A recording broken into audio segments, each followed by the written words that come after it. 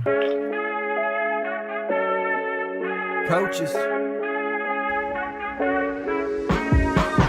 Blow the whistle, ay. Blow the whistle, ay.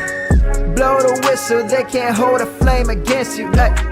Blow the whistle, blow the whistle, blow the whistle, got the game, it ain't no issue, yeah. Blowing the whistle, I had enough with you, the championship, it is gone.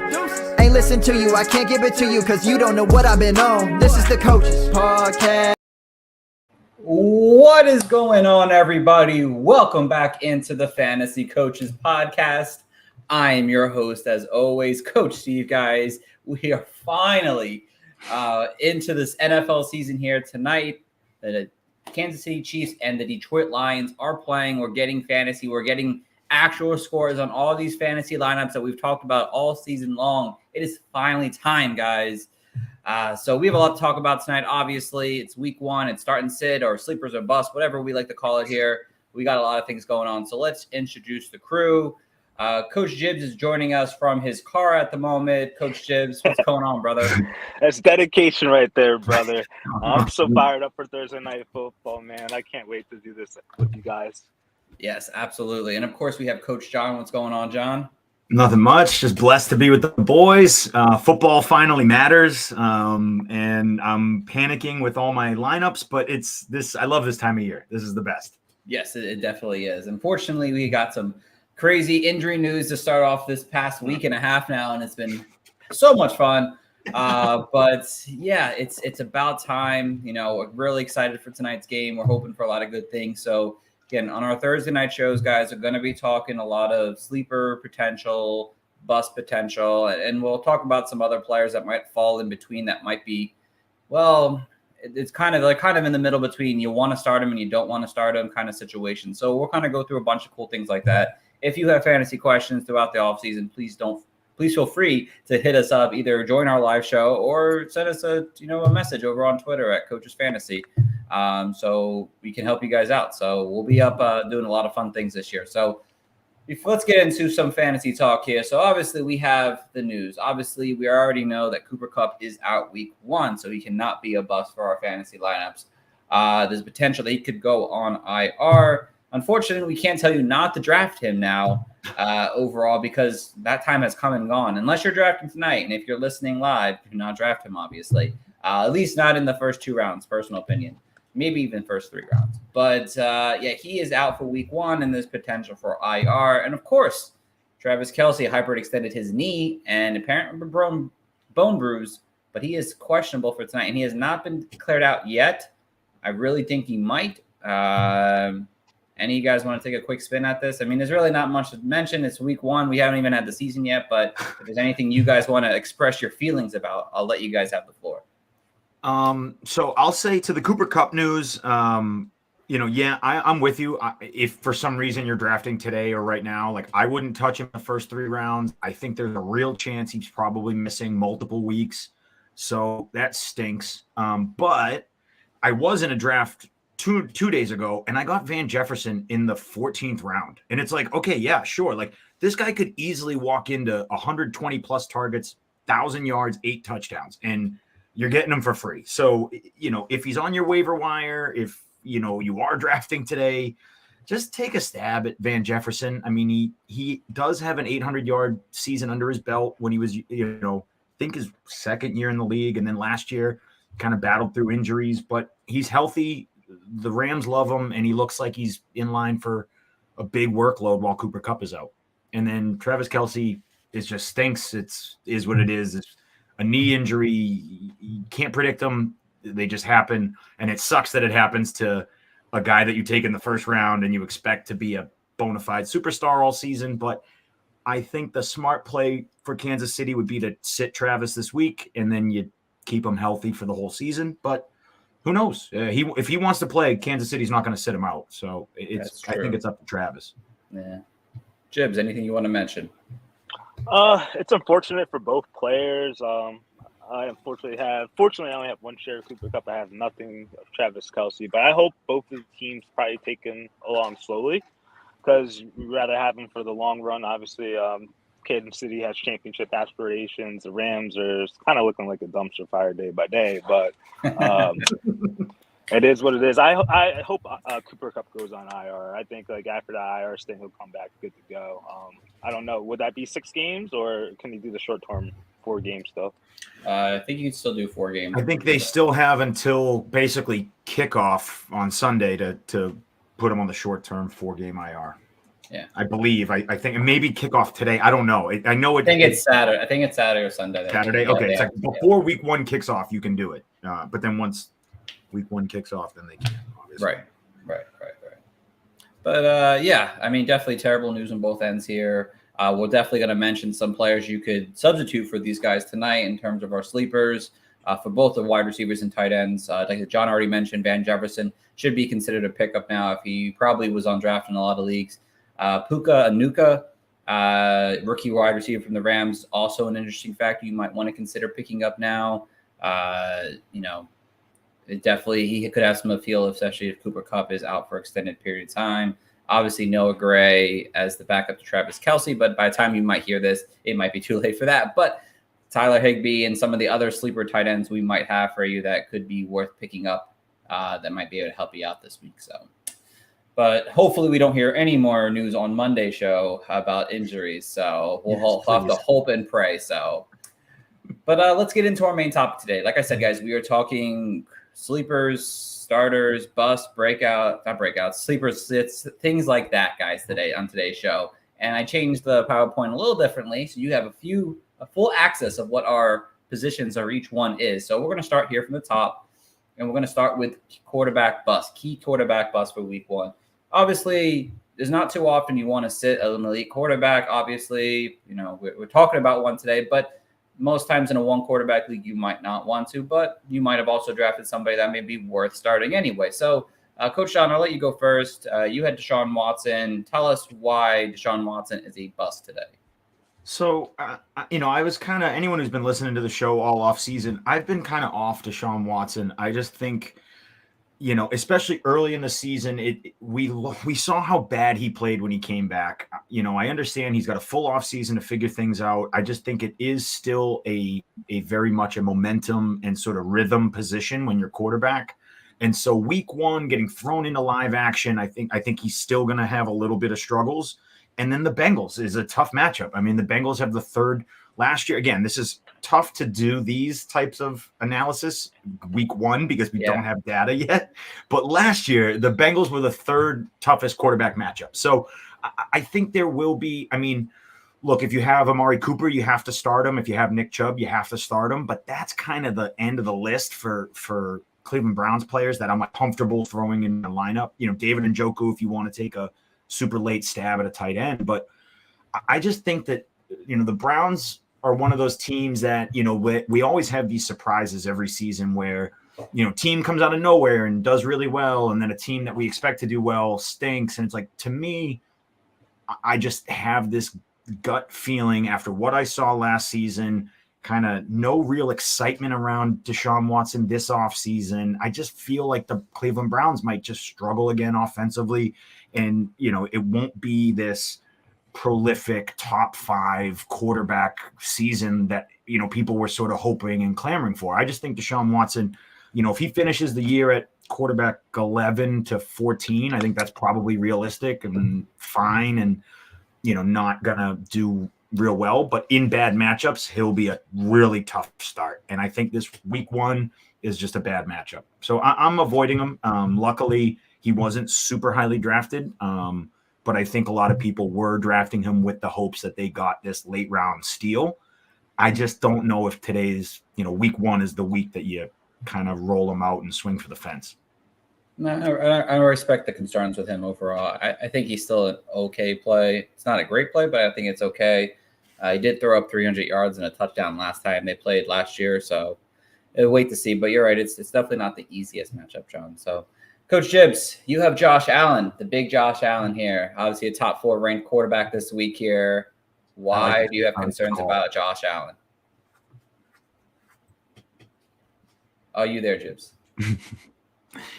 Well, Gibbs is not there. Listen, the call on Josh Allen's a great call. I do like it. There he is. He's So here. I just figured out I can't look at my doc and do it at the same time. But basically for Josh Allen, like I have him in 3 fantasy leagues, so I'm starting him every one. But I'm just kind of iffy on him being like the top 4 quarterback this week. Like his last couple games versus the Jets, albeit like his shoulder was injured in I think the last one. But the last 3 games, he's basically averaging less than 200 yards passing, 1.5 or 1 1/3 touchdown a game. And that's not really like the Josh Allen that we're getting. That's not the Josh Allen that you're looking at your fantasy app showing the 22-point projection. So like I think like he's probably like say like the floor. I think the last 4 games he's averaged 2 touchdowns and 225 yards. Like that's looking like a 18-point game. And the Jets defense is good. They made improvements. They brought back a lot of talent. I'm just Oh, you lost Chips. He's being a bust this week. I like Not it. Yeah, I like it. Yeah, it's definitely understandable. Allen has not played well against the Jets overall. The only thing is that he has been able to run against them, and he's also had rushing touchdowns. But we obviously can't, assume that rushing touchdowns are going to happen for a quarterback every single week. So it's definitely a good call. It's hard to sit him. I don't know if I would sit him, but you should definitely lower your expectation overall. So Don't sit him. Yeah, don't sit him. But I agree. Ooh, I don't think Travis this is the Kelce. week. I don't think this is the week where he goes for 40. What's up? Oh, no. Travis Kelce Kelce's been ruled out. Yep. All right. Wow. Figured. We gotta get the show done so I can check my 30,000 teams. Yeah, exactly. I have a Yeah, I lot think you for might as well Travis. just take a break. Yeah, we're gonna take a 10-minute break, guys. Yeah, no, I'm just kidding. 10. But, I can only get through 5 leagues in 10 minutes. Good call, yo. Good call. Good call. So for my quarterback bust this week, I'm going to rock with Daniel Jones. Again, you guys already know I wasn't a big Daniel Jones fan in the offseason, but in a general sense, against the Cowboys, he's averaged about 200 yards per game. Last year, he was under 250 yards both games, just 1 throwing touchdown last year. Yes, Daniel Jones has upgraded weapons overall, but I still don't trust him. Yes, the rushing floor is great, and he's going to need that if he's going to succeed in this game. But the Cowboys defense is one of the top 5 defense. I think Pro Football Focus has rated them the best defense in football this year. So I'm not really trying to start Daniel Jones, who apparently is going to do more with the ball this year. He was doing good using the ball less last year. I'm very concerned about that. He hasn't been a good guy against the Cowboys in his career. Sunday Night Football, I'm completely looking a different direction rather than go after Daniel Jones for week 1. So not a fan of that. All right, so let's go over to some quarterback sleepers, starts that you want to make that are down the boards. We got quarterbacks at quarterback 19, 21, and 17. John, you have Jordan Love as your quarterback sleeper this week. Tell us why. So this one was I handed this into before I really delved deep into the injury information on Romeo Doubs and Christian Watson, but it looks like Christian Watson's probably going to play. So I feel a little bit better still with this call. One of my early season stats that I really like to look at, because we don't really have data on these defenses yet, is points based on league average adjusted points. So basically what it's saying is what this position does against other teams, what does this team then allow this player to do? So the Bears allowed 9.5% more points to the quarterback position than expected league average. So basically what they're saying is they're just not good against quarterback play, and makes sense because I don't think the Bears secondary is anything spectacular. And Jordan Love, look, say what you want about him. He was buried behind Aaron Rodgers, but Green Bay Packers obviously believe in him, obviously keep him around. They didn't draft another quarterback for the past 3 seasons. They let a first ballot Hall of Famer go, and everyone in that organization is giving Jordan Love nothing but praise and compliments. I think that they really believe Jordan Love is a very good, competent NFL quarterback. And with the weapons that, Christian Watson can take one to the house at any time. Aaron Jones is still pretty electric, and Jordan Love can he's not a rusher like a Lamar Jackson, Justin Fields, but he can scramble and get the yards with his legs. I think Jordan Love is going to be a surprise this year. And the Packers in general. Luke Musgrave's looking good. So I just think that there is some optimism there, and not a lot of hype yet around Jordan Love. But by week 3, week 4, I think we could be having a conversation of Jordan Love, as a weekly streaming option, weekly starter. I mean, it's very realistic in my mind. So I think he's in a good spot against the Bears. If Christian Watson doesn't play for some reason, then it's a lot tougher. But everything seems like wheels up. So I'm still comfortable with Jordan Love in, 2 quarterback format for sure. 1 quarterback format if you're real, like if you took a stab at like Anthony Richardson or, maybe you have Anthony Richardson and Jordan Love or something, I don't know, right? And you don't really want to start a rookie, you could throw Jordan Love in there. Or I just like him. I think he's going to be a strong play this week, and he'll, have probably, I could easily see him putting up, 200 and a score or 2 and having over 20 points, which is at quarterback 21, not much else you can really ask for. Yeah, I can't change Travis Kelce out of my lineup yet. He's not out yet exactly on my apps. I play the IR spot with my injuries very well. So smart. Yes, John, you're completely right. There's definitely potential for week 1. Obviously, we know the Packers. We know that the Bears have not been great against Packers quarterbacks over their careers, as we all know.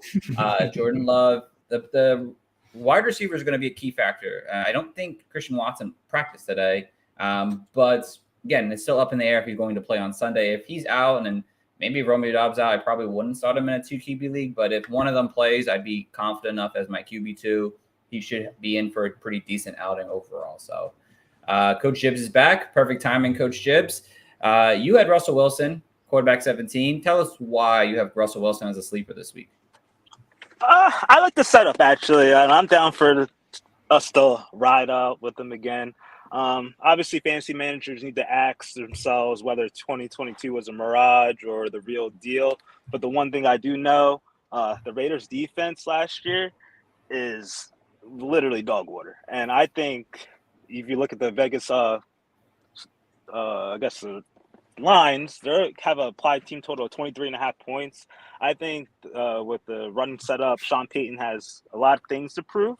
I think Russell Wilson is going to get off to a good start, enough to kind of squeak you in for like a low-end QB1 finish. Yeah, I think that's a good play there, honestly. He played decently well last year, averaging over 240 yards against the Raiders last year. Raiders did give up the 5th most fantasy points to fantasy quarterbacks. So, we're hoping that Sean Payton can get Russell Wilson off on the right foot early on. So I like that. My quarterback sleeper this week is Sam Howell, guys, versus Arizona Cardinals, currently quarterback 19 on the week. What's there to say? I've been loving Sam Howell all offseason here. He's got a perfect matchup. The Cardinals with a bottom 10 versus fantasy quarterbacks last year. They are a complete rebuild team this year. They gutted everything down. And I expect this to be a game where Sam Howell comes out and can light things up. He's got the weapons. It seems like Terry McLaurin is going to be good to go come Sunday. So that was slightly a concern for me, but he seems ready to go. Again, the expectation of a breakout season from Sam Howell, I'm going to ride this out in week 1. He's definitely a pretty solid QB2 in Superflex leagues. I don't know if I would start him in a 1 QB league. I would consider it if you're really looking for some upside play because of the matchup is so juicy. But he should be a pretty solid high-end QB2 for you in week 1. So I do love me some Sam Howell. All right, so rapid fire talk here real quick. Tell me, start or sit, Anthony Richardson. I'd take a stab at Anthony Richardson this week. I don't fear Jacksonville's defense. If you're looking for upside, I'd like it. Yeah. I'll take a stab too. They're playing at home. Yeah. The home team always wins against these teams, by the way, just so you know, fun stat. Aaron Rodgers versus Buffalo. They're home. Aaron Rodgers' first game as a Jet. I wouldn't. I would sit. I am on the same page with you too, John. I'm good off. I'm good. Sorry, Rodgers. Derek Carr versus the Titans at home for Derek Carr. Start or sit. I'm starting Derek Carr. I think if you have to, I don't hate the start, but I just don't see a ton of upside with Derek Carr at all this season. Just so I think Chris Olave though. I like Chris Olave. Yeah, Chris Olave is great, but Chris Olave could go for 140 and 2, and Derek Carr could finish for 202 and still have like I'd be like, all right, yeah, it's fine. He's a good sleeper, so yeah, I think he's okay, but I don't know if Tennessee really has the weaponry I don't think it's gonna be a high scoring game. Like Saints and Titans to me is that stinks of like a 21-17 game. Right. Jibs? I like him as a sleeper. Right. They just have Jamal Williams there, so they're gonna have to lean on the pass this week. I respect it. Baker Mayfield versus the Vikings. Vikings defense last year in the secondary was terrible. Sleeper appeal. 2 QB league is your QB2. Would you take Baker? Yes. Yeah. No? I've been coming around on Baker Mayfield in 2 quarterback leagues. I really have. I'd start him in a quarterback league. You can give up next to nothing to trade for him, or if you draft him, with your last pick. And I think he's going to be serviceable for 2023 at least. He's going to get you, like Baker Mayfield and Derek Carr to me for the season are like the same guy. There's not much difference. Jibs? I'm still off it. How high do you think he finishes this week? So now I think he finished with 18 to 20 yards, so I don't hate it. No, the QB finish. I think I could see 18, 19 potential, honestly. So we'll see. All right, before we get going, we have a question in the chat from Smokey the Cat again. Smokey, what's going on, brother? Smokey! PPR Flex League, Josh Jacobs, Drake London, Jahan Dotson, or Jahmyr Gibbs. I'm assuming that's Gibbs. Definitely. Ooh, that's kind of tough. That is tough. Because Gibbs seems like an automatic play because PPR, but I think I might just go Drake. I might go Josh Jacobs as a safe play, to be honest. He's going to be good. Yeah, Josh Jacobs. What stinks is I wish Josh Jacobs didn't just show up to training camp like 4 days ago. I wish it was like I wish he was, it would make it so much easier. But I agree. I think Josh Jacobs is probably the pick. That's probably who you play. I do like London, and we'll talk about Dotson in a bit. But I just think Jacobs is just. I mean, he just came off an absolute monster of a season. I just have you got to kind of play that and hope it hits. I don't trust a rookie Jahmyr Gibbs on week 1 against Kansas City on Thursday night. Like, I love Gibbs. I just don't know if the script is there for him to succeed, but I get it. So I just don't know. In week 1, it takes a lot of stones to play him over Josh Jacobs. I don't know if I have that. Right. Jibs? I'm going Jacobs as well, even though I think Jahmyr Gibbs could have like that Kareem Hunt game. Like he could. If you want to take that risky upside, Smokey, I don't hate it honestly. But if you want, I think reliable, safe play, it's Jacobs. But all right, over to the running backs here now. Our key RB bust this week. John, you have Ramondre Stevenson, your boy from the Patriots. Why is he a bust at RB 13?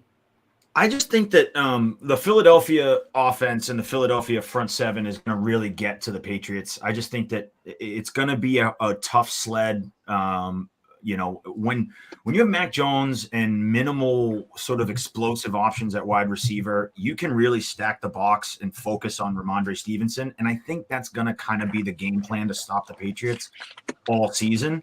And Philly is designed and built to do that. Like their front seven's great. Like they're just gonna stuff Ramondre.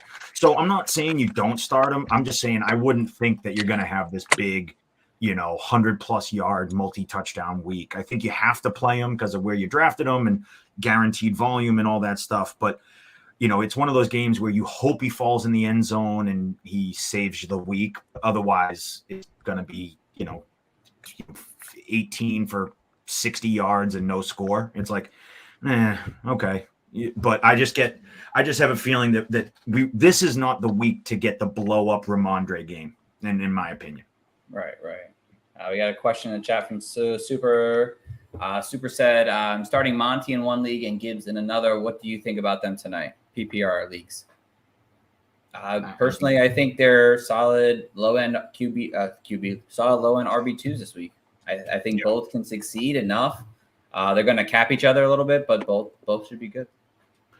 Yeah, my sort of thoughts this whole draft process with Montgomery and Gibbs has been they're both going to start the season as, solid RB2s, and then eventually Gibbs will sort of elevate to this next level that David Montgomery can't really get to. And that's why you're drafting Gibbs before Monty. But, I mean, Monty is still I mean, I think he's still a solid option. We just watched Jamal Williams have a ridiculous season last year. So even if Montgomery can get 12 touchdowns, 800 yards and 12 touchdowns, like that's great. It's weekly flex value. All right, Jibs, you good with both these Yeah, guys? and you figured the Lions would want to like try to do ball control playing the Kansas City Chiefs. So I expect Monty to get some run on the ground, and obviously they want to show off their new toys. So I'm high on both of them this week. I'll start them both, even if I have both of them on the same team, because the point total is high. Of course, yes. Yep. Jibs, you have Najee Harris as your RB bust. Well, tell us why. It's going to be hard to find a replacement option given the draft capital used on him, but I'm just not a fan of Najee Harris this week versus San Francisco. They've been an elite fantasy defense over the past years against quarterbacks, running backs, and tight ends. Last year, the 49ers gave up basically they averaged 18 rushing attempts, 60 yards, and 5 receptions for 32 yards receiving. And they had posted 7 touchdowns against them last year, which is, I think, tied for the third fewest with a couple teams. And the fact that you just got Nick Bosa back, they have Javon Hargrave on the defensive line. I'm just not liking the setup for him, especially if he concedes some work to Jalen Warren. So I think it's kind of fool's gold this week, but definitely hold on to him because it'll get better. No, I like it. Definitely a tough one for sure. Miles Sanders versus the Atlanta Falcons, obviously RB18 this week. I have him as a bust. And the main reason is that he is coming off an injury right now. He is dealing with a groin injury right now. I don't know how severe that's going to be for week 1 for him, if they're going to lighten his load slightly in this matchup here. I know Atlanta on paper seems like seems like an easy matchup, but they have gotten some pieces on that defensive front, especially Calais Campbell. I think he could make a difference on this defense here. And I think this could be a game where the Falcons are actually ahead. And Miles Sanders, we've known not to be a real PPR or not pass-catching machine here. And I think it could be a game where Miles Sanders kind of falls through the cracks a little bit and just kind of underperforms what he's giving you this week. And he's giving you, they're saying RB, low in RB2. And I could see potentially him falling into the RB3 range for week 1. So, but we'll talk about him again in a little bit in a positive note. All right. We have a question from Albert. Thoughts on Javonte Williams this week? Pretty clear and simple, Albert. I think he's flex worthy. I think he'll split time with Samaje Perine. I don't expect the world out of him, but I think he'll probably see close to 10, 12 touches in this game. Could give you enough to give you a flex play, especially in PPR leagues, especially with the pass catching work we saw him have in the preseason and last year. So he's okay. Flex option, RB3. Mm-hmm. You guys agree? Yep, yeah. I totally agree. Yeah, I totally agree. Not too high on him. Yeah, definitely not too high on him. Yeah, I think people are kind of forgetting just because he missed Pup and he didn't go on IR and all, he is still coming off a major injury. Like it's not going to be this he avoided the best case scenario, but I mean it still might be a slow couple weeks to get started. But I still feel comfortable starting him. But your hope. Right. The idea that you drafted him and that he's just going to out of the box be great is I don't know where that came from over the past month. Right. All right. So we have some RB sleepers here now for week 1. We have RB43, RB18, RB24. And John, you had Miles Sanders, obviously, is a positive note there. I did have Miles Sanders. So go ahead. Go ahead and inspire the people. No, so I do understand, the trepidation with, the injury concern and all that. But, he was at practice today. He seems like he's going to be a full go. So I'm confident that Miles Sanders is going to play this weekend. Obviously, if information comes up, then this changes everything. But if week 1's tough because you have to kind of look back at old data to predict the future, which is difficult. But Atlanta didn't really do anything to help their defense this offseason. They didn't really draft anybody. They didn't really add any major players. Yeah, okay, but it's not like a major it's not like a major overhaul on a defense that was horrendous last year. So, last year, let me just give you a few of the last couple rushing yardages. These are just rushing yardages that Atlanta gave up. 231, 125, 132, 174. I mean, they just give up 100-yard games easily. So, I think Miles Sanders and the fact that, you might not have DJ Chark, you might not have Adam Thielen. I mean, look, Miles Sanders could easily walk into a role week 1 where he's getting 18 to 20 carries and 5 or 6 targets. And it's like, that's a lot of volume. So I just think that there is a world where Miles Sanders, just gets a lot. Bryce Young's first game, like they're not going to unload the whole playbook on him. Like it just could be, to me. And again, I think Carolina has enough to handle Atlanta. So I don't know. I just think that Miles Sanders is set up in week 1 to be a pretty good play. And again, I liked Miles Sanders this whole offseason. I liked sort of the setup he had. We just watched Deonta Foreman and Chuba Hubbard have great, games behind that offensive line in Carolina. Miles Sanders, I don't care what you think about him, he is better than both of those players. So I just think that Miles Sanders is getting disrespected because he had a tough kind of run with the Eagles, but he's a really good running back. He's dynamic, and he's now on a team that it wants to use him 100%. So right.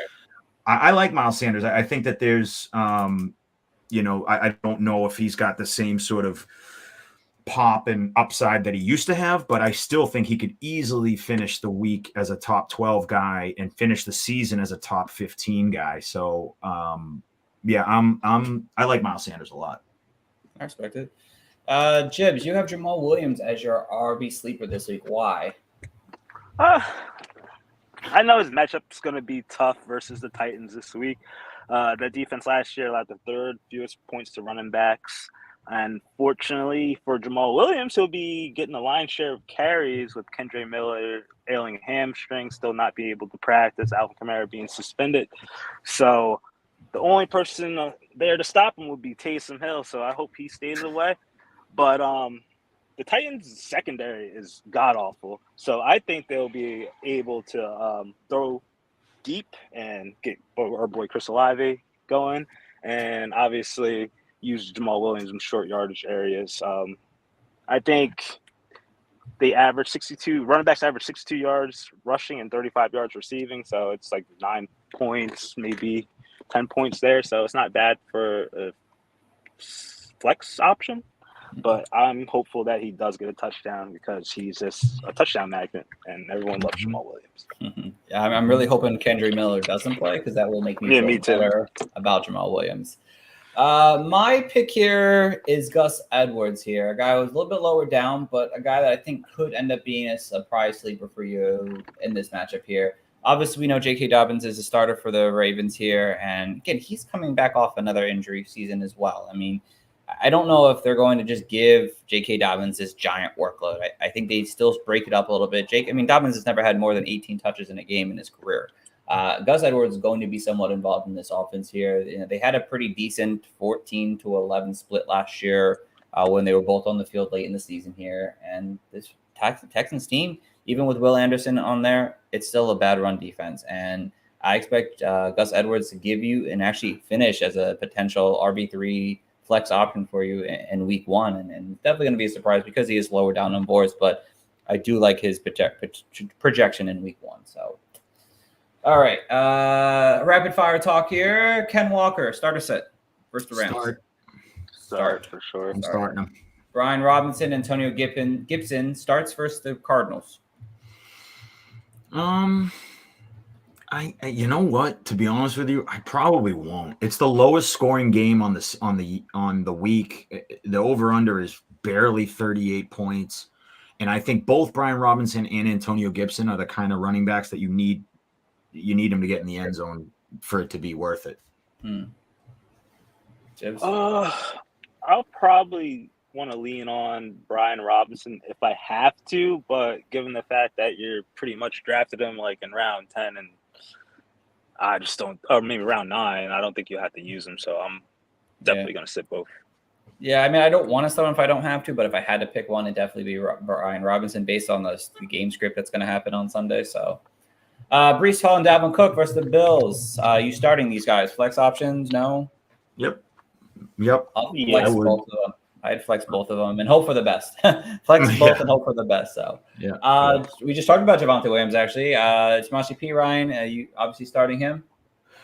I don't know about – I mean, I guess you kind of have to under the assumption that Javonte is not going to get all of the work. But I've just never been the biggest Samaje Perine sort of endorser. He's just, in terms of fantasy, I mean, he's a good NFL running back, but in terms of fantasy, he's like, he's okay. He's not. He's like no one's. When has Samaje Perine ever had like a monster week? Like he just doesn't. He's just a.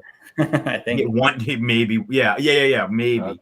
So it's like I don't know. I just have a feeling like Samaje's fine, but like I want my flex guys to have it's the same with kind of Brian Robinson. Like I want my flex guys to have a little bit more pop, like a little bit more upside.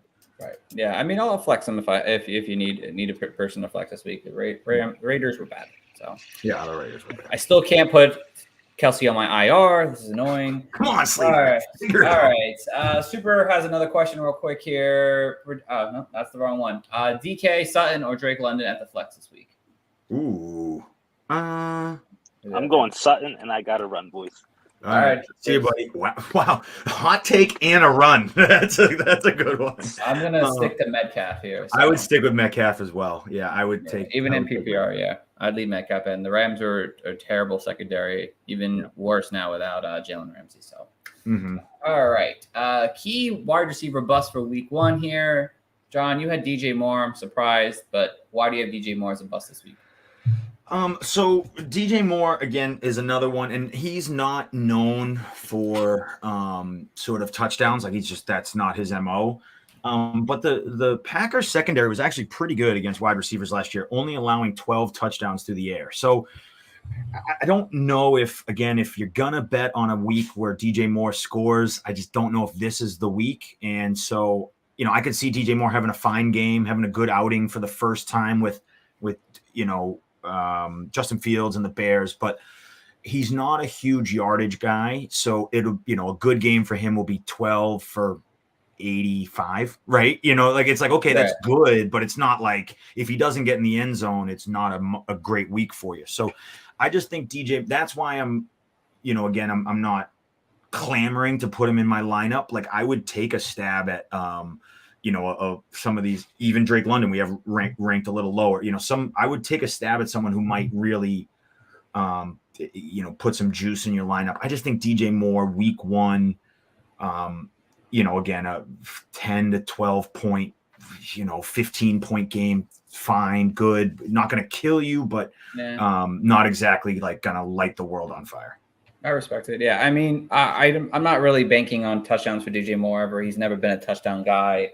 I'm banking on the connection that him and Justin Fields have. And if what I've seen, and I know it was only preseason, it looks really good. And the last time the Bears did play the Packers, I think it was at home. I think they are at home. They lit up the Packers secondary. So I'm excited to see what Justin Fields is able to do, hopefully improve from even last year. So, but I get your concerns with DJ Moore. I do. So Jibs had Drake London. I mean, I kind of get it. Obviously, we don't know how to trust Desmond Ridder. I think, Johns, you mentioned that before, too. It's just hard to touch Desmond Ridder in a matchup like this. I do expect this to be a run-heavy team. For mine, it was T. Higgins against the Cleveland Browns here. And the reason is that T. Higgins never really does that well versus when Jamar Chase is on the field. That's been always a big thing. He's never been a guy who's always been super productive. He's always relied on a good touchdown or two to get him out of the way. And Joe Burrow is coming off that injury. He hasn't played in a while. I'm just concerned that they might try to focus on running the ball a little bit more just to kind of get Joe Burrow on his game. And not saying that the Browns didn't have a good defense. They had a pretty decent defense last year against wide receiver. They were top 10 against fantasy wide receivers last year. The last time that all three of them played on the field, the Bengals big three, it was really just Jamar Chase putting up a big game. T. Higgins probably get you 12 points, but he also could just end up having one of those just mediocre days. So I could see him not finishing wide receiver 16 pretty easily. So he's my bust at wide receiver this week. So. All right, John. I don't know when Jim's going to come back, but we have some wide receiver sleepers now. You have Jahan Dotson at wide receiver 22. Tell us why. I didn't realize Jahan Dotson was that high up the list. I think so. Honestly, it's really just because I do like Sam Howell. I think Sam Howell showed me a lot in the preseason. He looked really, really good. I think he's going to be one of those more surprising quarterbacks this year, and the Washington Commanders could be one of those surprising offenses. And Terry McLaurin has got turf toe. He's battling with turf toe. So I don't know if he's even going to play. So, I think that the Cardinals are easily beatable. We can all agree they're probably going to be the worst team in the NFL. I think Washington is going to want to come out of the gates, put up some points and try and score. It's not a super high scoring game, but the points have to go somewhere. And in my opinion, it's probably going to go with Jahan Dotson, who is young, explosive, does have a knack for the end zone. He showed it a little bit last year, then battled through some injuries towards the second half of the season, but seems fully healthy. And I do think he is one of those guys people forget, he was a first round wide receiver a year ago. So it's like, he is exactly that archetype who bouncing into, year 2 of your career and could level up to a stage that we didn't see coming. And I think it starts week 1. And the fact that he's ranked wide receiver 22nd means that people are in on him as well. I didn't realize he is no longer a sleeper. He is he's no player. Oh yeah. All right. Jibs obviously had Van Jefferson, and pretty obvious one here. We mentioned Cooper Kupp being injured, obviously, and already out week 1. They need someone to catch the ball. Van Jefferson can easily just be a guy who sees 8 targets and gets close to 100 yards in this game here. So it makes pretty easy sense for him to be a sleeper. For me, Marvin Mims is my sleeper at wide receiver this week. The Raiders were terrible in the secondary last year, and I don't think they really made too many improvements to give me any confidence. Jerry Jeudy is more likely to play now, but again, he's coming off an injury. I don't know how much he's going to be used in week 1. I think Marvin, I don't really think, I like Cortland Sutton, but I don't think he's a true number 1 wide receiver in my eyes for terms of targets. And I think Marvin Mims could very well be in the mix for seeing 7 or 8 targets in this game pretty easily. He kind of fits that role that Russell Wilson likes, the Tyler Lockett role, the stretch guy down the field. I think Marvin Mims could end up being a pretty surprise sleeper and shatter this 53 wide receiver ranking and maybe finish in the top 40, top 35 if I expect the Broncos to have their way against the Raiders in week 1. So that's a good pick. I think Marvin Mims is going to be an awesome player. He was my wide receiver 4 pre-draft ranking, wide receiver 4 post-draft ranking, and the drumbeat has just been steadily rising on this kid all camp. And so I believed in the talent. And so it's fun to see that and like kind of come to fruition a little. So I'm excited for Marvin Mims too. I think he's set up in a great way. Absolutely. All right, now we have some rapid fire wide receivers. Do you start Chris Godwin and Mike Evans versus a bad Falcons secondary? Sure, I would start both of them. Vikings secondary. I'm sorry. Yep. Yeah. I would start both of them. Yeah, I would absolutely too. Michael Pittman versus the Jags. I would not want to start Michael Pittman week 1 until I see Anthony Richardson, and then I'll make a decision on what I want to do with Pittman going forward. Yeah, I agree with that, unfortunately. Yeah. Jordan Addison, rookie wide receiver. Yep, start him. I would. I would. I just think that the targets that were vacated with the loss of Adam Thielen, I think even if he gets 100 targets as a rookie, I think Jordan Addison's electric enough. And again, being opposite Justin Jefferson really will help coverage. I think there could be a chance that Jordan Addison has a couple big plays throughout the year. Right. And so, against Tampa Bay doesn't scare me. I would take a stab. There. I probably said him, but Zay Flowers versus the Texans. What do you got there, John? He's one that I would probably sit just because it's going to be a very low over-under. I don't think Baltimore's going to have to throw a lot to beat Houston. So I just don't know. Zay Flowers is a great prospect, great player. I love him, but he's another one that let me get through week 1, see how much they use him, see how they use him, and then get a matchup where there's a higher over-under where I think they're going to have to throw more, and then I'm comfortable putting them in. I just don't know against Houston, then I just don't think Baltimore's really going to have to dig into their bag of tricks to beat Houston. Right. I'm actually interested to start in Zay Flowers still. I think that this Ravens offense is going to come out and show, hey, we can throw this ball. and just to put the team on notice. But I mean, I think he still leads the team. He's going to be second in targets. I think he can be second in targets at least. So I still like. I mean, I think the Ravens are like a 10-point favorite in this game. It's crazy. It's the biggest one of the weekend. Is it really? Yeah. George Pickens, 49ers. You starting him? Yes or no? No. Probably not. No, I probably wouldn't. You know what's funny? I think George Pickens is getting the Gabe Davis hype of last year, and it's just gonna be tough for people who drafted him, thinking that he was going to be this consistent, wide receiver 2, 3 for you. I just think George Pickens is a flex play, the same way Gabe Davis is just a good flex play. So it's going to be tough, but I think you drafted him you drafted him with the thought that you have to start him.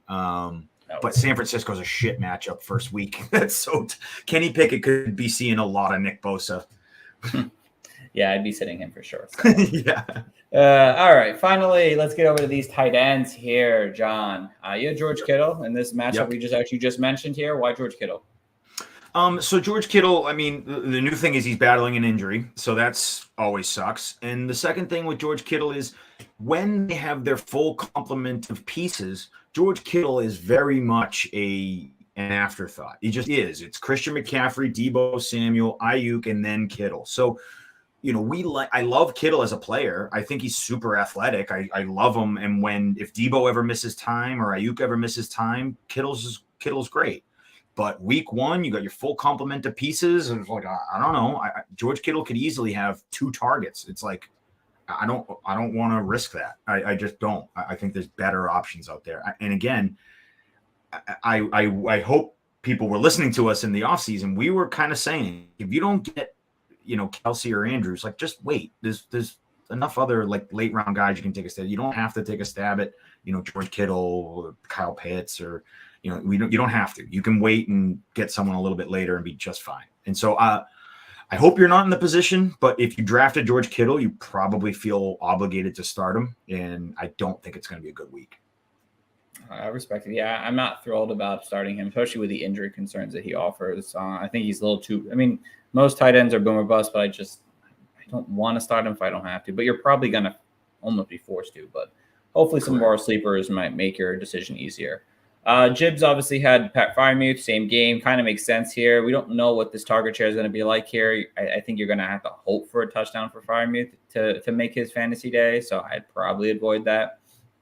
My tight end here is Chico Kwankwa versus Saints. The Saints were nasty last year against tight ends here, and I don't think their defense really let up too much here. It was second best team in the league last year. Didn't allow a tight end over 50 yards, just two touchdowns on the season. And Chick, he played well at the end of the season, but I just don't know what his target share is going to be like in this offense here. DeAndre Hopkins looks like the full ready to go for this Titans team here, and Treylon Burks is back. He's playing. He's running routes. He's doing things again. He's not hurt anymore. And I just don't see enough target shares in a run-first offense to really get him over the top. So I'm trying to avoid him in this matchup here overall. So I agree. And beat reporters recently have been saying, that Tajay Spears is a great compliment to Derrick Henry, that they finally have a competent, 1-2 punch. It's like they could just run this ball all day. It's like they really, if they wanted to, with Derrick Henry and Tajay Spears, you could just run it all day. That would be crazy. That would be too much running. So, all right. Tight end sleepers. John, you had Evan Ingram. Tell us why Evan Ingram. So Evan Ingram, really, this is just a matchup thing. The Colts are terrible against tight ends. 12 times last year, they gave up double-digit points to the tight end position. So, and in the 2 games that Evan Ingram played against the Colts, he averaged 20.6 points for fantasy. So I just think that, it's just kind of a smash spot. I think that, matchup's good. Evan Ingram's solid. Again, we just talked about guys like George Kittle and some of these other like high-end pieces. I would feel more. I think there's more upside to Evan Ingram's game. I know that that's without Calvin Ridley, and we'll see what it looks like when Calvin Ridley is obviously in the equation for target share. But Evan Ingram to me is still. They signed him. He performed well. I think he is a legitimate piece to this offense, whether people want to believe it or not. Yeah, no, definitely interesting to see. I think he averaged like 40 yards a game last year versus the Colts here. I mean, you probably drafted him as to be your guy. So I mean, I feel like at this time you just have to start him. Tight end 7 for the week. So Yeah. Jibs picked Gerald Everett. Again, makes sense here. Kellen Moore, new offense here, has been very positive for tight ends. It's a pretty decent matchup. Miami was like allowed the 5th most fantasy points to tight ends last year. So for Gerald Everett, I don't know why I said Rams. I'm sorry about that. He's not playing the Rams. He's playing the Dolphins. That's my fault. I thought I had it right for once week. Okay. So, yeah, I almost got it. But yeah, Gerald Everett's a good sleeper as well. For my sleeper is Jake Ferguson. And again, you probably didn't draft him. And if you need a Travis Kelce replacement, this is perfect here because he probably wasn't drafted. We all know that Dak, it's not just Kellen Moore. It's also Dak just loves his tight ends. Always had at least a top 14 tight end for the most part over his 7-8 year career. And then last year, Jake Ferguson played the Giants one game last year, and he started that game actually. He had 3 receptions for 57 yards.